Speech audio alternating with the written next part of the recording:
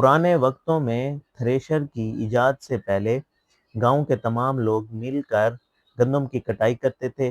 फिर इसके बाद इस गंदम की गठरियां या पोले बना लिए जाते थे। इन पोलों या गठरियों को किसी खुले मैदान में ले जाया जाता था और बैलों की मदद से बैलों को इन गठरियों पर चलवाया जाता था, जिसकी वजह से दाने जो थे उनमें से निकल आते थे और आखिर में इसे हवा की मदद से भूसे को अलहदा कर लिया जाता था और जो दाने हैं उसे बोरियों में पैक कर लिया जाता था। शुक्रिया।